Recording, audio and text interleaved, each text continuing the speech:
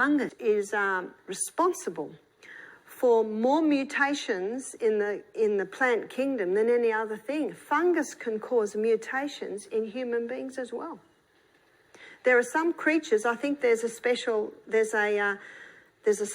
and the fungus can come in and take over that snail and reproduce itself through the snail. And they know when it does, because instead of those things that come out being an inch long, they're 2 inches long and they're psychedelic technicolor. That's when they know that the fungus is now reproducing itself through the snail. David Attenborough, he's got a very interesting show on ants, and there's a colony of ants that grow fungus under the ground, and they tend it because the waste that it gives off, they roll up into little balls and that's their food. But they can only have an ant tending the fungus plant for no more than half an hour. Otherwise, the fungus takes over the ant. Isn't that interesting? So fungus can cause mutations in the DNA. Let's have a look at that. Microorganisms. Microorganisms are microscopic. Microscopic meaning you can only see them under a microscope. Organisms mean that they're living things. In looking at the fungus aspect, we're also going to look at the germ theory, because they're all microorganisms. There's a very famous scientist, he's a 6 times professor, Antoine Bourchamp. He was a contemporary at the time of Pasteur. Most people have never heard of him. Why have we heard of Pasteur? Because he was a socialite and he got a lot of media attention, and everyone liked his theory because he said, you poor thing, when you get sick, it's not you, it's the germ that has jumped on you. Bourchamp was not popular because he said microorganisms, they're in every cell of the body. There are 10 times more microorganisms in the body than cells. And when the body's running well, they contribute to the proper running of the cell. But whenever cell damage happens, these microorganisms have the ability to change roles. They are able to turn into something that we call the cleanup team. A microbiologist said to me, oh, we call them the garbage collectors. What's their name?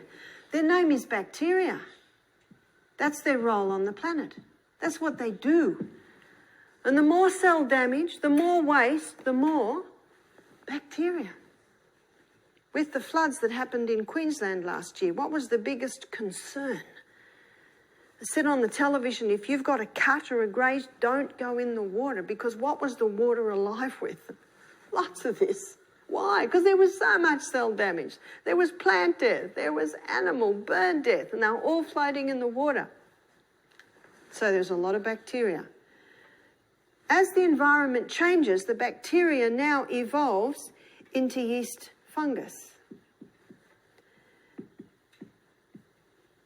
We call this the exterminators. That's their role.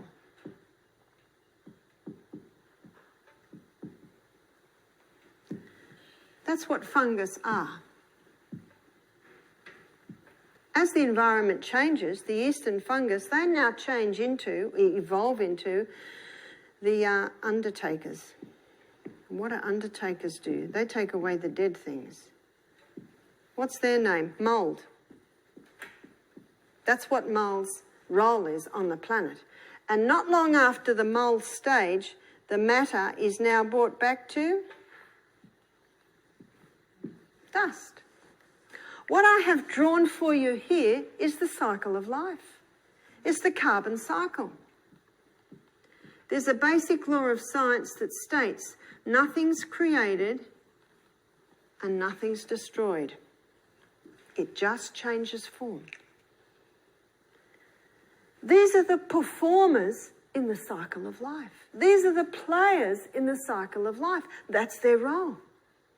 Florence Nightingale understood this very clearly. Antoine Bourchamp understood it very clearly.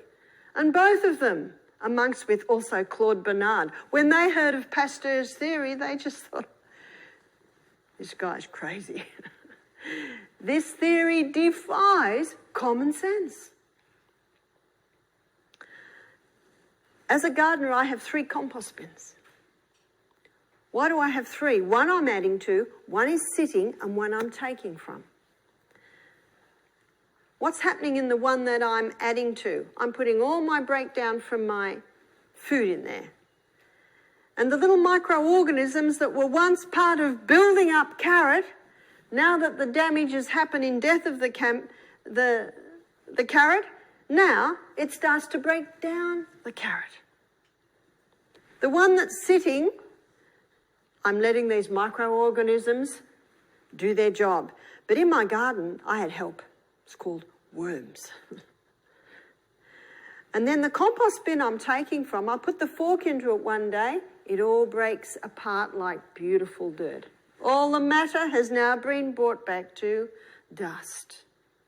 Then I put that dust into my garden. What sort of a garden have I got when I have got compost in my garden? Amazing.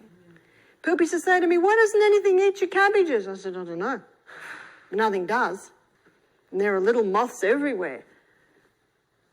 Do you know a healthy, strong plant, body, nothing eats it?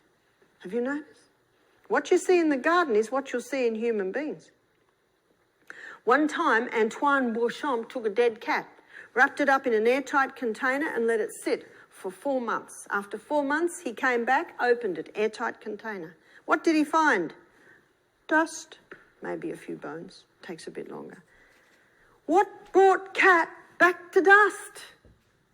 The microorganisms that were part of living, running cat upon cell damage, and death is the ultimate cell damage, took their suit of clothes off, so to speak, put their rubber gloves and apron on, and became the clean-up team. Evolved into the exterminators, down to the undertakers. So by the time Antoine Beauchamp opened his container, it was just dust. With great excitement, he took the dust, put it under his microscope. What did he see? In the dust, it was alive with microorganisms. They'd finished their role. Now they were waiting for their next role. You know, there's no waste in nature. If something dies, does it stay there? No, it all breaks down and goes back into dust.